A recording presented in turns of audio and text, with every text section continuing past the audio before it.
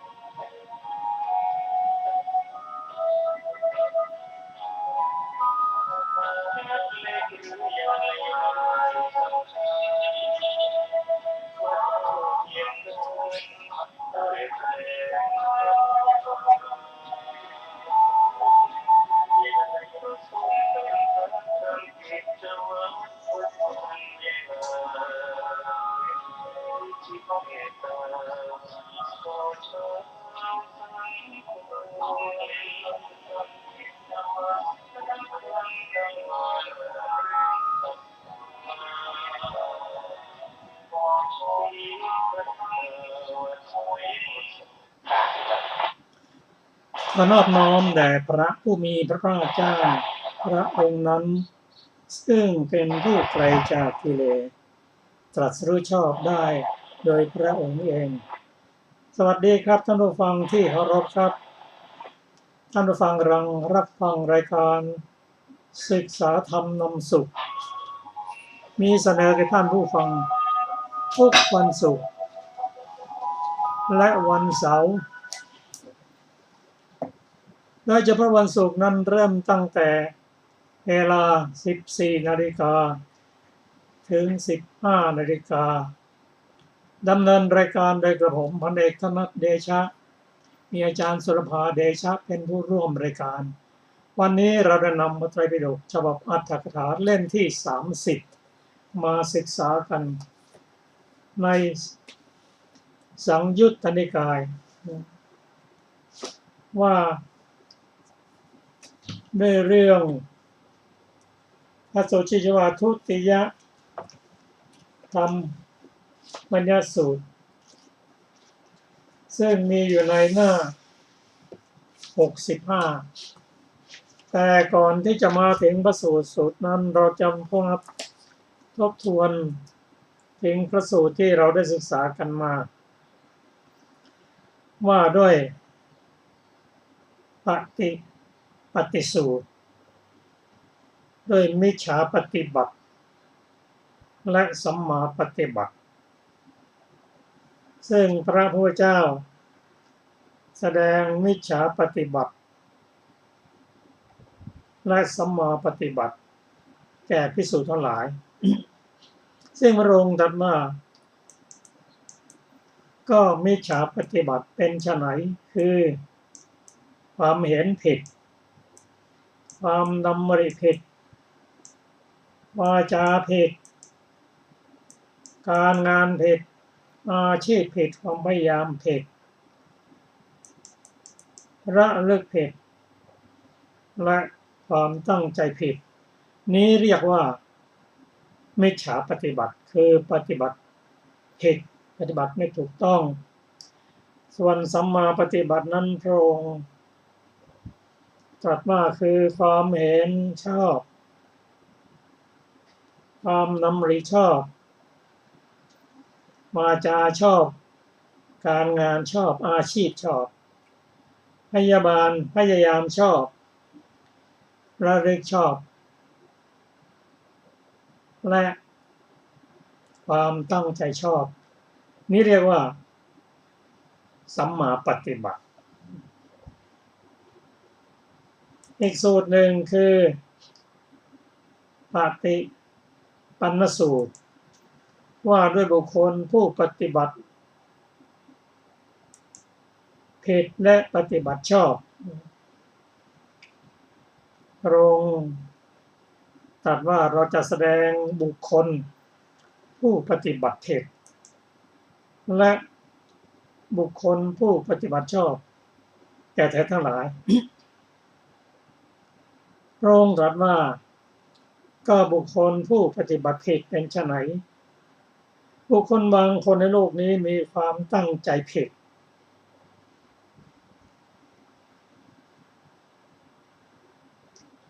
เรียกว่าปฏิบัติผิด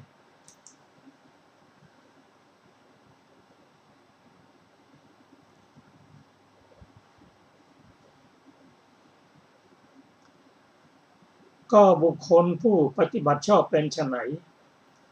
บุคคลบางคนในโลกนี้เป็นผู้มีความเห็นชอบมีความดำริชอบวาจาชอบการงานชอบอาชีพชอบความพยายามชอบและเลยชอบและตั้งใจชอบบุคคลนี้เรียกว่าเป็นผู้ปฏิบัติชอบต่อมาก็เป็นมสูตรที่ชื่อว่าวิรัตสูตรผลของผู้พลาดและผู้ปรารภอริยมรรคพระองค์ตรัสว่าดูก่อนภิกษุทั้งหลายอริยมรรคอันประกอบด้วยองค์8อันบุคคล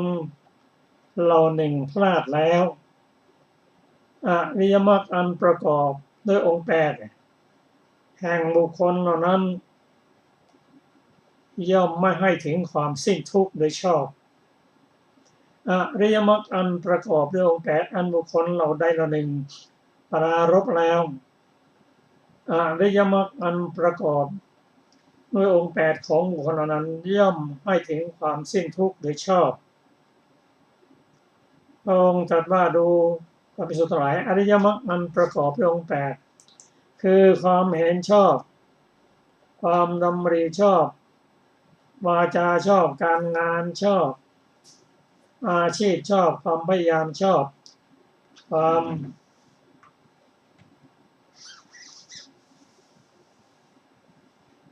ระลึกชอบและความตั้งใจมั่นชอบ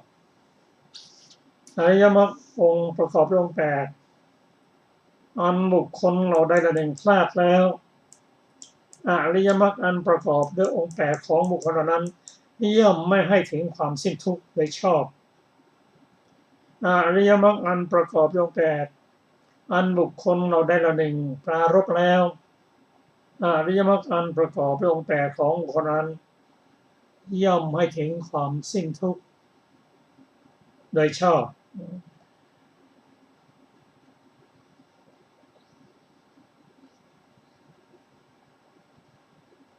ท่านผู้ฟังที่เคารพเราจะเห็นว่าในสังยุตตนิกายเล่มที่30ปรารภเรื่องอริยมรรคองค์8เป็นส่วนใหญ่เราจะเห็นว่าอริยมรรคองค์8นั้นมีความสำคัญก็คือผู้ที่ปรารภแล้วย่อมพ้นจากทุกข์โดยชอบผู้ใดไม่ปรารภแล้วก็ถือว่าพลาดครับต่อมาเราจะมาศึกษาพระสูตรที่ชื่อว่าทุติยสัมมัญญสูตรก็ขอเชิญอาจารย์สุรภาค่ะสวัสดีค่ะท่านผู้ฟังทุกท่าน ทุติยสามัญญสูตรว่าด้วยสามัญญาและสามัญญผลสาวัตถีนิทานดูก่อนภิกษุทั้งหลายเราจักแสดงสามัญญะและประโยชน์แห่งสามัญญะแก่เธอทั้งหลายจงฟังเรื่องนั้นดูก่อนภิกษุทั้งหลายก็สามัญญะเป็นไฉนอริยมรรคอันประกอบด้วยองค์8นี่แลคือความเห็นชอบจนถึงความตั้งใจชอบนี้เรียกว่าสามัญญะดูก่อนภิกษุทั้งหลายก็ประโยชน์ของสามัญญะเป็นไฉนความสิ้นราคะความสิ้นโทสะความสิ้นโมหะนี้เรียกว่าประโยชน์แห่งสามัญญะก็จบทุติยสามัญญสูตรที่6นะคะต่อไปเป็นปฐมพรหมัญญสูตรความเป็นพรหมและเป็นพรหมัญญสูตรสาวัตถีนิทานดูก่อนภิกษุทั้งหลายเราจักแสดงพรหมัญญะหรือความเป็นพรหมและพรหมัญญผลของความเป็นพรหมแก่เธอทั้งหลายจงฟังเรื่องนั้นดูก่อน ภิกษุทั้งหลาย ก็พรหมัญญาเป็นไฉนอริยมรรคอันประกอบด้วยองค์8นี้แลคือความเห็นชอบจนถึงความตั้งใจชอบนี้เรียกว่าพรหมัญญาดูก่อนภิกษุทั้งหลาย ก็พรหมัญญาผลเป็นไฉนคือโสดาปัตติผลสกทาคามิผลอนาคามิผลอรหัตผลนี้เรียกว่าพรหมัญญผลจบปฐมพรหมัญญสูตรที่7ต่อไปเป็นทุติยพรหมัญญสูตร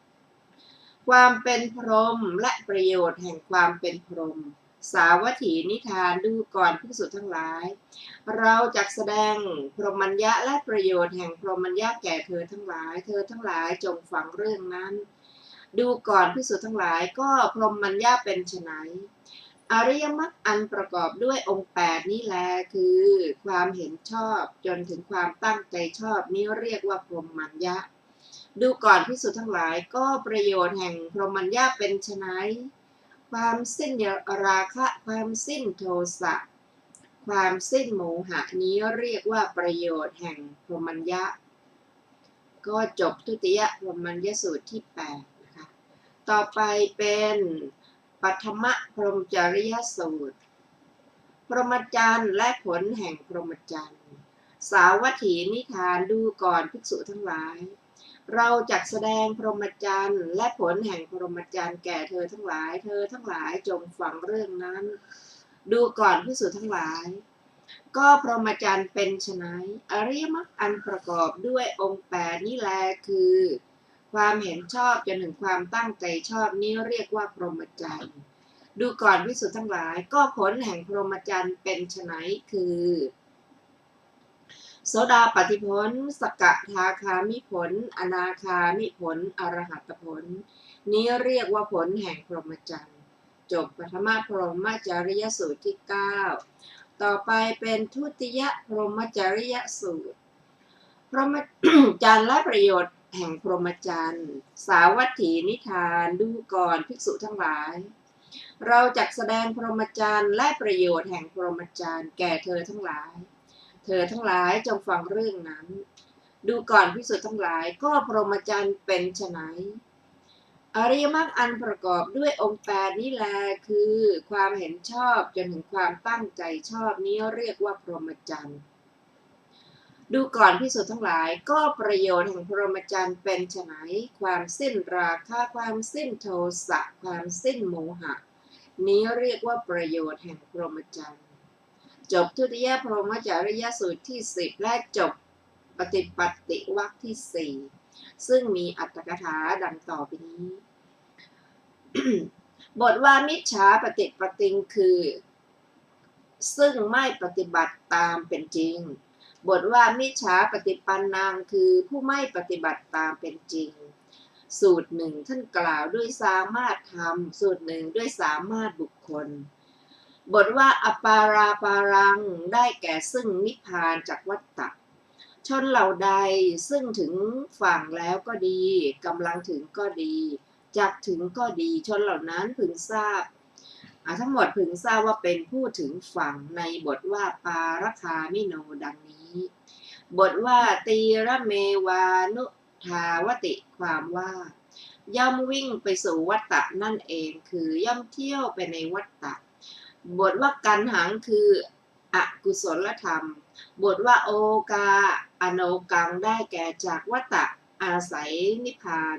บทว่าอาคมะได้แก่ปรารภหมายถึงอาศัยบทว่าปริโยทปริยะได้แก่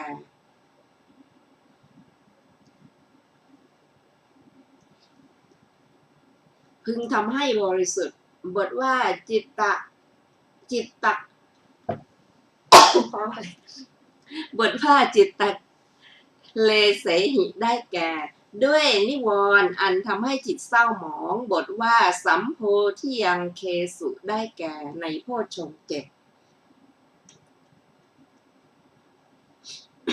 บทว่าสามัญญตังได้แก่นิพพาน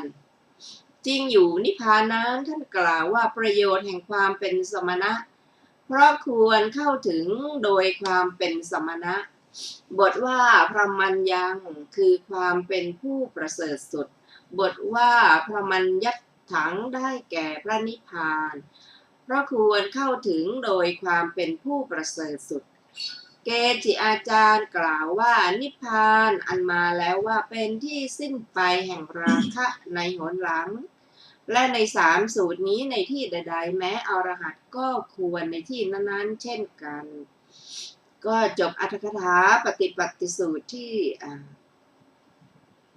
ปฏิปัติสูตรทั้งหมดนะคะก็จบปฏิปัติวรรควรรณนาที่4นะเพราะฉะนั้นพระสูตรที่ได้ศึกษาในวรรคนี้ก็มีด้วยกัน10สูตรนะคะต่อไปเราจะเริ่มอัญญติตทิยวรรคที่5ซึ่งมีพระสูตรแรกคือวิราคะสูตรข้อปฏิบัติเพื่อสำรอกราคะสาวัตถีนิทานดูก่อนภิกษุทั้งหลายถ้าพวกอัญญเดียรถีปริภาชกพึงถามเธอทั้งหลายอย่างนี้ว่า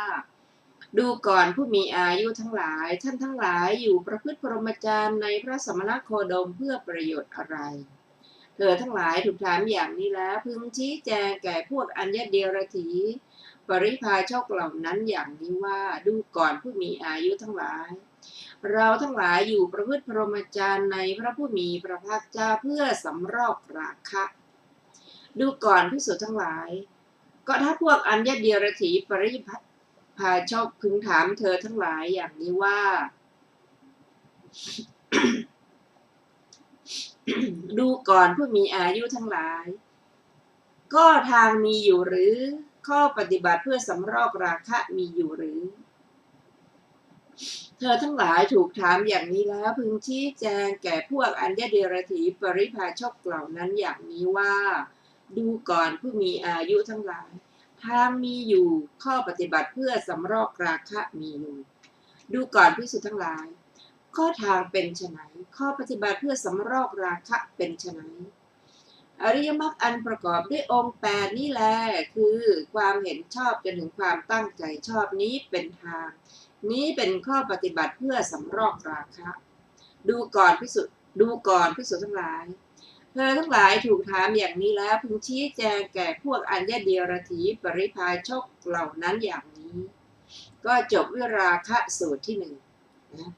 ต่อไปเป็นสังโยชน์สูตรประพฤติพรหมจรรย์เพื่อละสังโยชน์สาวัตถีนิทานดูก่อนภิกษุทั้งหลายถ้าพวกอัญญเดรถีปริภาชกพึงถามเธอทั้งหลายอย่างนี้ว่าดูก่อนผู้มีอายุทั้งหลายท่านทั้งหลายอยู่ประพฤติพรหมจรรย์ในพระสมณโคดมเพื่อประโยชน์อะไรเธอทั้งหลายถูกถามอย่างนี้แล้วพึงชี้แจงแก่พวกอัญญเดรถีปริภาชกเหล่านั้นอย่างนี้ว่าดูก่อนผู้มีอายุทั้งหลายเราทั้งหลายอยู่ประพฤติพรหมจรรย์ในพระผู้มีพระภาคเจ้าเพื่อละสังโยชน์และอื่นๆจบสังโยชน์หรือสังโยชนะสูตรที่2ต่อไปเป็นอนุสัยสูตรประพฤติพรหมจรรย์เพื่อถอนอนุสัย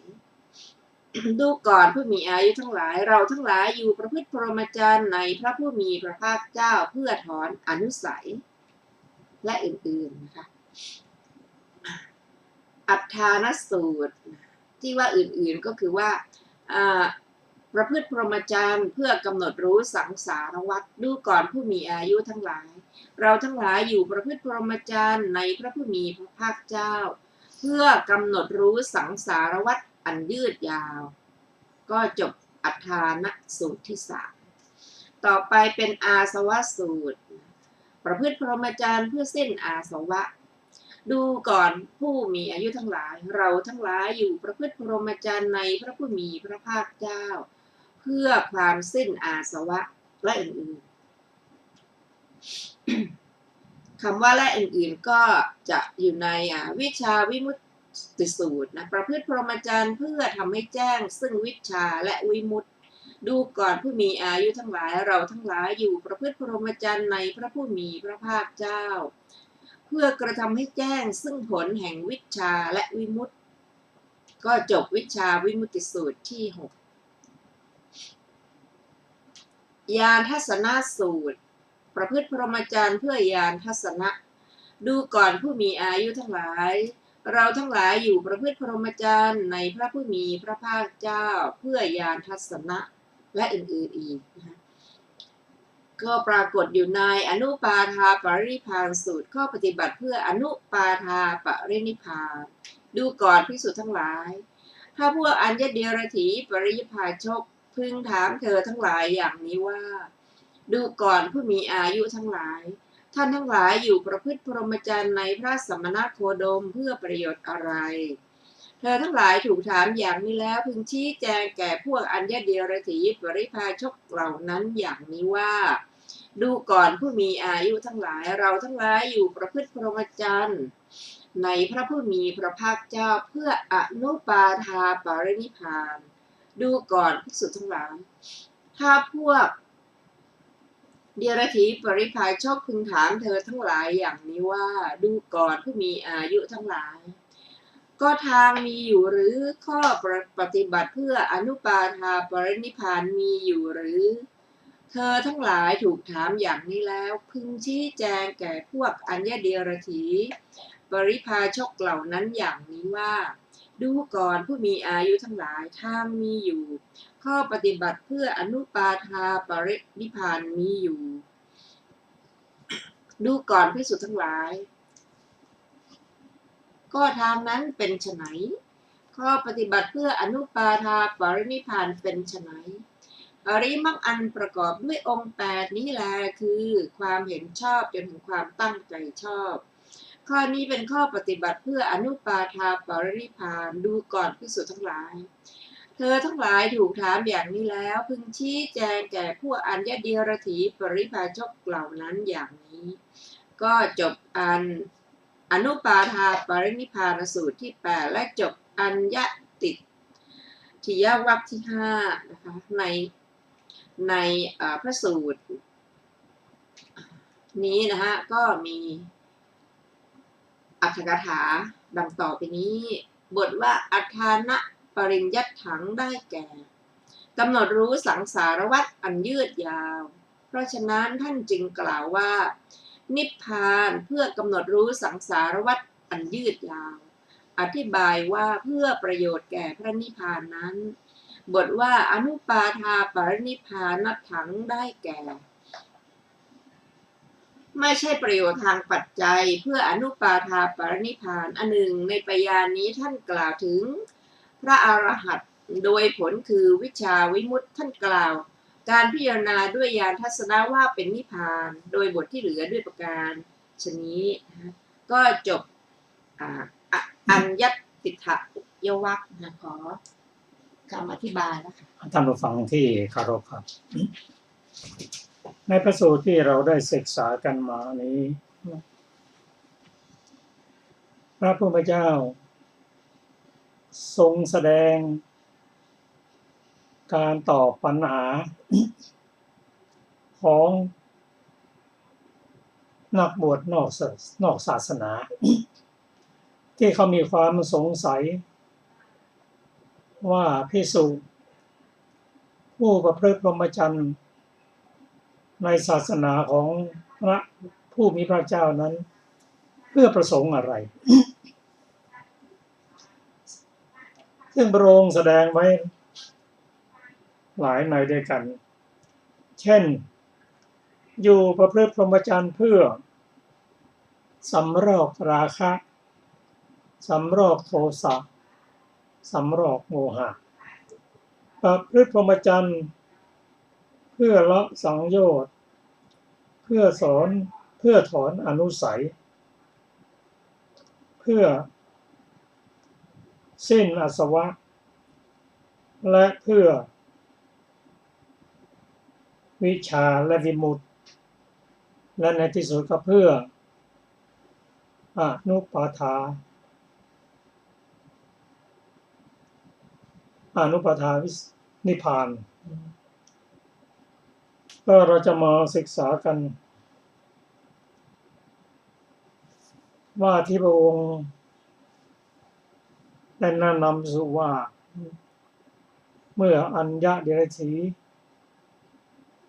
ได้ถามถึงว่ามาปฏิบัติ ประพฤติพรหมจรรย์ในพุทธศาสนานั้น เพื่อละราคะโทสะโมหะถ้าถามว่าทางมีอยู่หรือมีข้อปฏิบัติมีอยู่หรือมี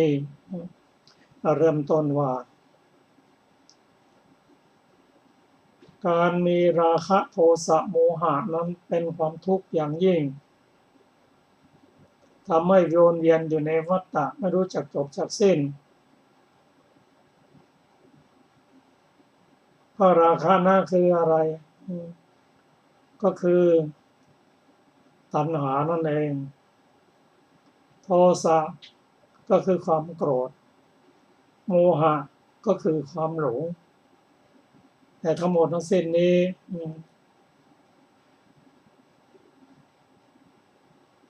องค์ธรรมที่ลึกลงไปก็คือราคะนั่นก็คือโลภะในมูลจิต8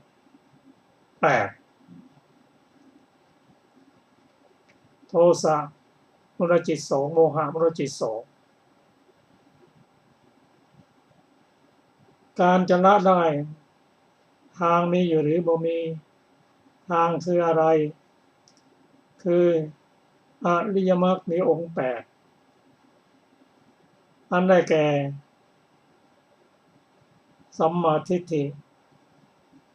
สัมมาสังกัปปะสัมมาวาจาสัมมากัมมันตะสัมมาอาชีวะสัมมาวายามะสัมมาสติและสัมมาสมาธิคืออริยมรรคองค์8คำว่าสัมมาทิฏฐินั้นเป็นปัญญาที่พัฒนาจนถึงที่สุดเรียกว่าอธิปัญญาจะมีปัญญาเห็นว่าอันนี้ขันธ์ห้าอุปทานขันธ์ห้านั้นเป็นตัวทุกข์เหตุของอุปทานขันธ์ห้านั่นก็คือสมุทัยคือตัณหาเมื่อเห็นอย่างนี้แล้ว ก็ปฏิบัติตามมรรคอริยมรรคองค์8โดยการปฏิบัติจนตรัสรู้นี่เรียกว่า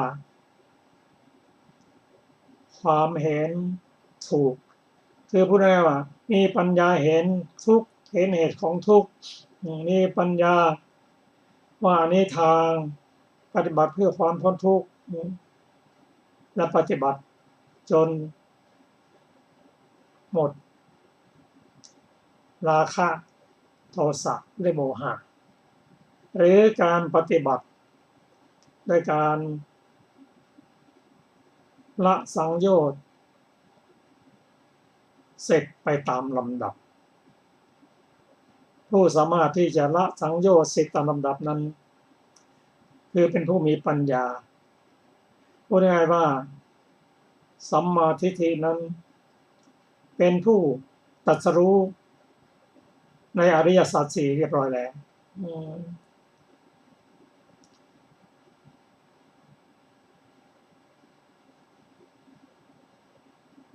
ข้อต่อไปก็คือ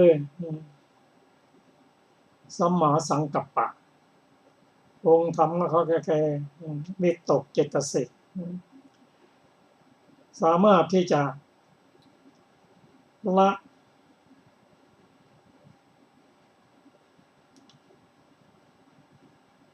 การตรึกที่เป็นอกุศลนั่นคือละกามวิตกได้ละพยาบาทวิตกได้และละการเบียดเบียนได้พัฒนาให้เป็นกุศลวิตกอันสูงสุดได้แก่ในคัมมะออกจากกามออกจากการพยาบาทออกจากการเบียดเบียน อันนี้คือข้อปฏิบัติต่อไปก็คือ สัมมาวาจาเป็นสัมมาเป็นวาจาที่พัฒนาขึ้นไปเป็นสัมมาวาจานั่นก็คือไม่พูดปดไม่พูดมุสาได้แน่นอนพูดอย่างไรก็เป็นอย่างนั้นพูดแล้วทำให้คนรักกันสามัคคีกันไม่ให้แตกแยกกันพูดวาจาที่อ่อนหวานภาษาชาวบ้านเว้นจากการพูดที่ทำให้ฟังแล้วไม่ชื่นใจเป็นภาษาหยาบพัฒนาภาษาการพูดที่เป็นประโยชน์มีสาระมีที่มาที่ไปมีเหตุมีผล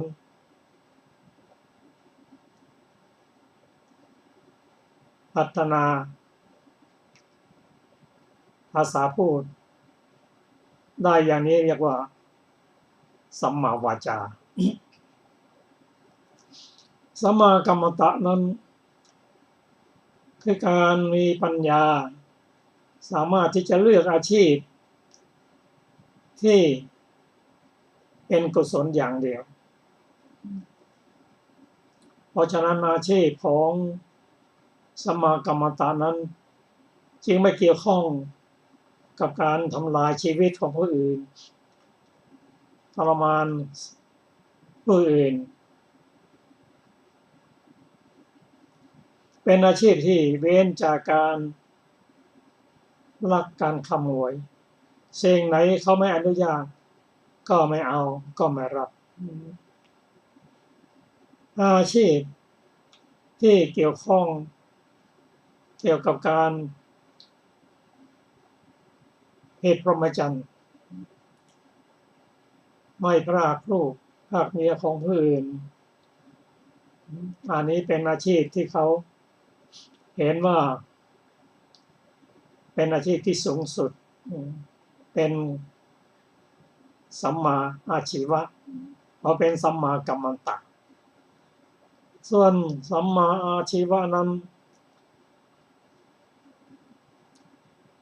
ก็คือเว้นจากอาชีพที่ไม่ถูกไม่ควรอาชีพของพระสงฆ์ท่านนั้นก็บิณฑบาตเพื่อให้ผู้เข้าใจได้ทำบุญมีใครทำบุญท่านก็รับตามมีตามเกิดไม่ใช้วิธีหลอกลวงเป็นอาชีพที่บริสุทธิ์แต่ถ้าเป็นคฤหัสถ์แล้วอาชีพที่เขาเว้นนั่นก็คืออาชีพเลี้ยงสัตว์ที่เขานำไปฆ่าอาชีพค้าขายอาวุธค้าขายยาพิษและค้าขายสิ่งเสพติดมึนเมาอันนี้ก็เป็นอาชีพ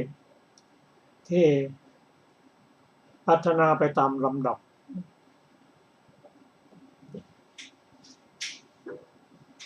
ส่วนสัมมาวายามะนั้นเป็นความเพียรชอบมีความเพียรที่จะละกิเลสสั่งสมบุญกุศลรักษาบุญกุศลนั้นไว้นี่เป็นสัมมาวายามะส่วนระลึกชอบนั้นคือสัมมาสติเป็นผู้ที่มีสติไม่หลงลืมในการพัฒนาสติให้สูงยิ่งด้วยการเจริญสติปัฏฐานอันนี้เป็นความระลึกชอบ ส่วนสัมมาสมาธินั้นเป็นการเจริญทำให้จิตตั้งมั่นประกอบด้วยสติเพื่อพัฒนาขึ้นไปจนเป็นความตั้งมั่นชอบซึ่งเป็นสัมมาสมาธิอันประเสริฐประกอบด้วยตั้งแต่สัมมาทิฏฐิจนถึงสัมมาสติเป็นตัวประกอบทำให้ความตั้งมั่นชอบเมื่อความตั้งมั่นชอบอย่างนี้ดำเนินควบคู่กันไปก็ทำให้เข้าสู่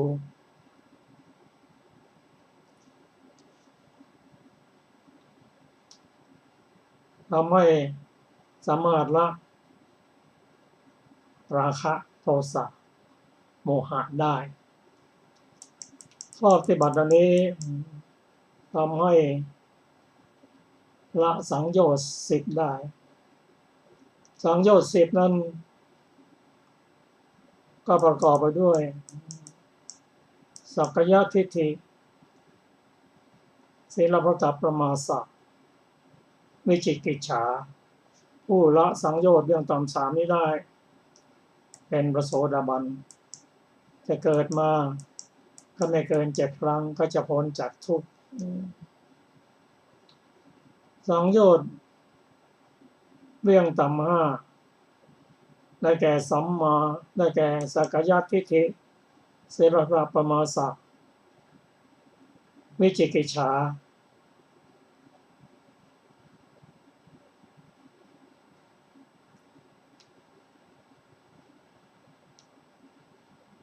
ตัดขึ้นมาก็เป็นทำให้กิเลสเบาบางลงอันนี้ก็เป็นพระสกทาคามีท่านก็จะกลับมาเกิดเพียงชาติเดียวสำหรับผู้ที่ละสังโยชน์อย่างต่ำ5ได้คือเพิ่มอีก2คือกามสังโยชน์ปฏิฆสังโยชน์ผู้ละสังโยชน์เรื่องต่ำ5ได้ก็คือพระอนาคามีท่านจะไม่กลับมาเกิดอีกแล้วผู้ปฏิบัติได้นี้ถ้าท่านได้ฌาน5ท่านก็อยู่ในชั้นสุทธาวาสนิพพานที่โน่นส่วนพระอรหันต์บุคคลนั้นท่านละสังโยชน์10ได้ก็เพิ่มสังโยชน์เรื่องสูง5นั่นคือรูปราคะอรูปราคะมานะอุทธัจจะและอวิชชาเป็นพระอรหันตบุคคลท่านพ้นจากโลกนี้แล้วเอาสู่พระนิพพานไม่กลับมาเกิดอีกแล้วอันนี้ก็เป็นปัญหาที่พระพุทธเจ้าได้ตรัสให้ภิกษุได้ตอบคำถามว่าข้อปฏิบัติการประพฤติพรหมจรรย์นั้นเพื่อละราคะโทสะโมหะเพื่อให้ถึงพระนิพพานทางมีอยู่หรือมีคืออริยมรรคองค์8ข้อปฏิบัติก็คือการปฏิบัติอริยมรรคองค์8นั่นเองครับต่อไปนี้เราจะมาศึกษาอีกพระสูตรหนึ่งขอเชิญอาจารย์สุรภาค่ะพระสูตรต่อไปอยู่ในสุริยปยานที่9นะคะพระสูตรแรกก็ได้แก่ปฐมกัลยาณมิตรสูตรมิตรดีเป็นนิมิตแห่งอริยมรรคสาวัตถีนิทานดูก่อนภิกษุทั้งหลายเมื่อพระอาทิตย์จะขึ้นสิ่งที่ขึ้นก่อนสิ่งที่เป็นนิมิตมาก่อนคือแสงเงินแสงทองสิ่งที่เป็นเบื้องต้นเป็นนิมิตมาก่อนเพื่อความบังเกิดแห่งอริยมรรคอันประกอบด้วยองค์8ของภิกษุคือความเป็นผู้มีมิตรดีฉะนั้นเหมือนกันดูก่อนภิกษุทั้งหลายอันภิกษุผู้มีมิตรดีพึงหวังข้อนี้ได้ว่า จักเจริญอริยมรรคอันประกอบด้วยองค์แปดจักทำให้มากซึ่งอริยมรรคอันประกอบด้วยองค์แปดดูก่อนภิกษุทั้งหลายก็ภิกษุผู้มีมิตรดีย่อมเจริญอริยมรรคอันประกอบด้วยองค์แปดย่อมกระทำให้มากซึ่งอริยมรรคอันประกอบด้วยองค์แปดอย่างไรเล่าดูก่อนภิกษุทั้งหลายภิกษุในธรรมวินัยนี้ย่อมเจริญสัมมาทิฏฐิอันอาศัยวิเวกอาศัยวิราคะอาศัยนิโรธน้อมไปในการสลับและอื่นๆจนถึงย่อมเจริญสัมมาสมาธิอันอาศัยวิเวกอาศัยวิราคะอาศัยนิโรธย่อมไปในการสละดูก่อนภิกษุทั้งหลาย ภิกษุมีมิตรดีย่อมเจริญอริยมรรคอันประกอบด้วยองค์แปดย่อมกระทำให้มากซึ่งอริยมรรคอันประกอบด้วยองค์แปดอย่างนี้แลจบปฐมกัลยาณมิตรสูตรที่หนึ่งต่อไปก็จะเป็นพระสูตรที่มีชื่อว่าปฐมศีลสัมปทาสูตรศีลสัมปทาเป็นนิมิตแห่งอริยมรรคสาวัตถีนิทานดูก่อนภิกษุทั้งหลายเมื่อพระอาทิตย์จะขึ้นสิ่งที่ขึ้นก่อนสิ่งที่เป็นนิมิตมาก่อนคือแสงเงินแสงทองสิ่งที่เป็นเบื้องต้นเป็นนิมิตมาก่อนเพื่อบังเกิดแห่งอริยมรรคอันประกอบด้วยองค์แปดของภิกษุคือความถึงพร้อมแห่งศีลฉะนั้นเหมือนกันดูก่อนภิกษุทั้งหลายอันภิกษุพูดถึงพร้อมด้วยศีลพึงหวังข้อนี้ได้และอื่นๆต่อไปต่อไปก็จะเป็นพระสูตรที่มีชื่อว่าปฐมฉันทะสัมปทาสูตรข้อนี้ก็จะคือความถึงพร้อมแห่งฉันทะนะคะต่อไปก็จะเป็นอัตตสัมปทาเป็นนิมิตแห่งอริยมรรคนะคือความถึงพร้อมแห่งตนคือความถึงพร้อมแห่งจิตและอื่นๆนะคะซึ่งจะมีอยู่ในพระสูตรที่ชื่อว่าปฐมทิฏฐิสัมปทาสูตรก็คือทิฏฐิสัมปทาเป็นนิมิตแห่งอริยมรรคคือความถึงพร้อมแห่งทิฏฐิจนต่อไปก็จะอยู่ในพระสูตรที่ชื่อว่าปฐมอัปปมาทสัมปทาสูตรคือความไม่ประมาทเป็นนิมิตแห่งอริยมรรคคือความถึงพร้อมแห่งความไม่ประมาทนั่นเองนะคะก็จบปฐมอัปปมาทสัมปทาสูตรที่6ต่อไปเป็นปฐมโยนิโสมนสิการสัมปทาสูตรโยนิโสมนสิการเป็นนิมิตแห่งอริยมรรคสาวัตถีนิทานดูก่อนภิกษุทั้งหลายเมื่อพระอาทิตย์จะขึ้นสิ่งที่ขึ้นก่อนสิ่งที่เป็นนิมิตมาก่อนคือแสงเงินแสงทองสิ่งที่เป็นเบื้องต้นเป็นนิมิตมาก่อนเพื่อความบังเกิดแห่งอริยมรรคอันประกอบด้วยองค์แปดของภิกษุคือความถึงพร้อมแห่งการกระทำไว้ในใจโดยแยบคายฉะนั้นเหมือนกันดูก่อนภิกษุทั้งหลายอันภิกษุพูดถึงพร้อมด้วยการกระทำไว้ในใจโดยแยบคายพึงหวังข้อนี้ได้ว่าจักเจริญอริยมรรคอันประกอบด้วยองค์แปดจักกระทำให้มากซึ่งอริยมรรคอันประกอบด้วยองค์แปดดูก่อนภิกษุทั้งหลายก็ภิกษุพูดถึงพร้อมด้วยการกระทำไว้ในใจโดยแยบคายย่อมเจริญอริยมรรคอันประกอบด้วยองค์แปดย่อมกระทำให้มากซึ่งอริยมรรคอันประกอบด้วยองค์แปดอย่างไรภิกษุในธรรมวินัยนี้ย่อมเจริญสัมมาทิฏฐิอันอาศัยวิเวกอาศัยวิราคะอาศัยนิโรธน้อมไปในการสละและอื่นๆจนถึงย่อมเจริญสัมมาสมาธิอันอาศัยวิเวกอาศัยวิราคะอาศัยนิโรธน้อมไปในการสละดูก่อนภิกษุทั้งหลายภิกษุพูดถึงพร้อมด้วยการกระทำไว้ในใจโดยแยบคายย่อมเจริญอริยมรรคอันประกอบด้วยองค์แปดย่อมกระทำให้มากซึ่งอริยมรรคอันประกอบด้วยองค์แปดอย่างนี้แหละจบปฐมโยนิโสมนสิการสัมปทาสูตรที่7ต่อไปเป็นพระสูตรที่ชื่อว่าทุติยกัลยาณมิตรสูตรมิตรดีเป็นนิมิตแห่งอริยมรรคสาวัตถีนิทานดูก่อนภิกษุทั้งหลายเมื่อพระอาทิตย์จะขึ้นสิ่งที่ขึ้นก่อนสิ่งที่เป็นนิมิตมาก่อนคือแสงเงินแสงทอง สิ่งที่เป็นเบื้องต้นเป็นนิมิตมาก่อนเพื่อความบังเกิดแห่งอริยมรรคประกอบด้วยองค์8ของภิกษุคือ ความเป็นผู้มีมิตรดีฉะนั้นเหมือนกันดูก่อนภิกษุทั้งหลายอันภิกษุผู้มีมิตรดีพึงหวังข้อนี้ได้ว่าจักเจริญอริยมรรคประกอบด้วยองค์8จักกระทำให้มากซึ่งอริยมรรคประกอบด้วยองค์8ดูก่อนภิกษุทั้งหลายก็ภิกษุผู้มีมิตรดีย่อมเจริญอริยมรรคประกอบด้วยองค์8ย่อมกระทำให้มากซึ่งอริยมรรคประกอบด้วยองค์8อย่างไรเล่าภิกษุในธรรมวินัยนี้ย่อมเจริญสัมมาทิฏฐิมีอันกำจัดราคะเป็นที่สุดมีอันกำจัดโทสะเป็นที่สุดมีอันกำจัดโมหะเป็นที่สุดและอื่นๆจนถึงข้อว่าย่อมเจริญสัมมาทิฏฐิขอให้สัมมาสมาธิมีอันกำจัดราคะเป็นที่สุดมีอันกำจัดโทสะเป็นที่สุดมีอันกำจัดโมหะเป็นที่สุด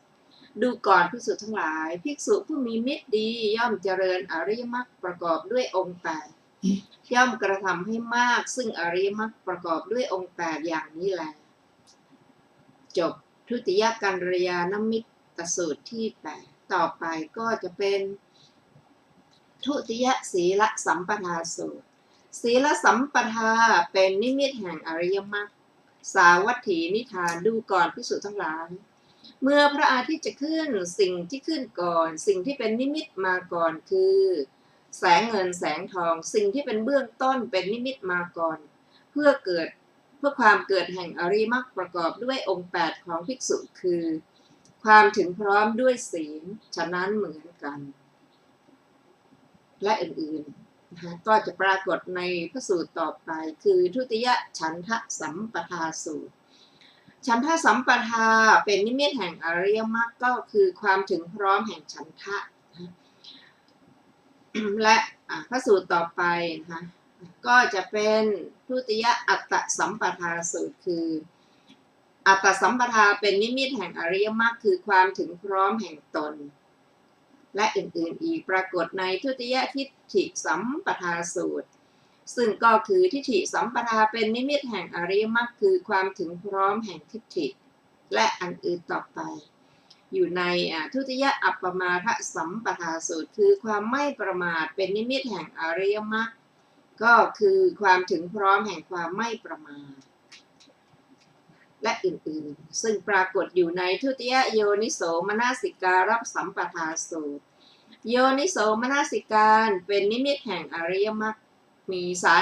สาวัตถีนิทานดูก่อนภิกษุทั้งหลายเมื่อพระอาทิตย์จะขึ้นสิ่งที่ขึ้นก่อนสิ่งที่เป็นนิมิตมาก่อนคือแสงเงินแสงทองสิ่งที่เป็นเบื้องต้นเป็นนิมิตมาก่อนเพื่อความเกิดแห่งอริยมรรคประกอบด้วยองค์8ของภิกษุคือความถึงพร้อมแห่งการกระทำไว้ในใจโดยแยบคายฉะนั้นเหมือนกันดูก่อนภิกษุทั้งหลาย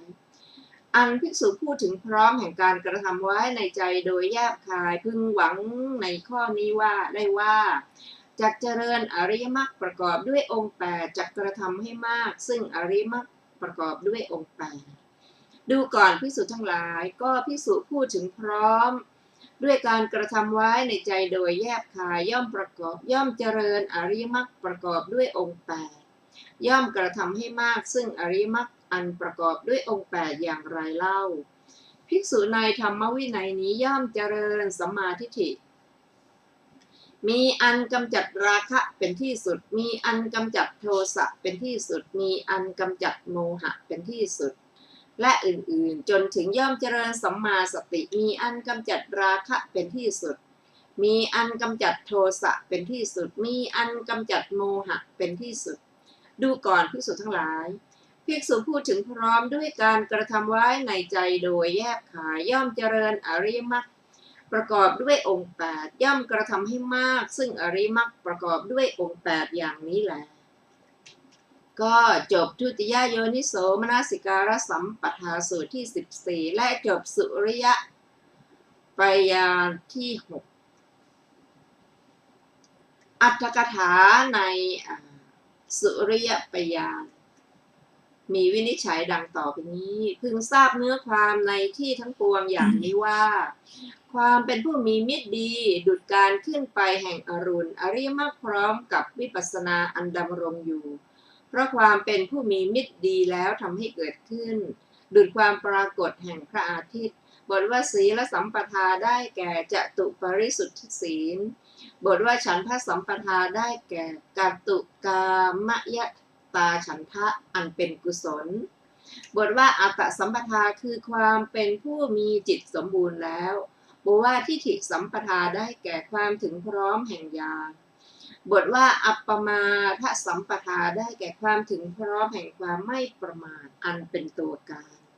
บทว่าโยนิโสมนสิการสัมปทาได้แก่ความถึงพร้อมแห่งการกระทำไว้ในใจโดยอุบายท่านกล่าวบทว่ากัลยาณมิตรตาเป็นต้นอีกเพื่อแสดงภาวะโดยอาการแม้อื่นแห่งสัมมาทิฏฐิเป็นต้นพระสูตรเหล่านี้ทั้งหมดท่านกล่าวด้วยสามารถแห่งอัธยาศัยของบุคคลโดยเฉพาะก็จบอรรถกถาสุริยปยานที่6ก็ ในปยานนี้ก็เราได้ศึกษากันทั้งหมดมี14สูตรด้วยกันนะคะพร้อมทั้งอรรถถานะคะแล้ว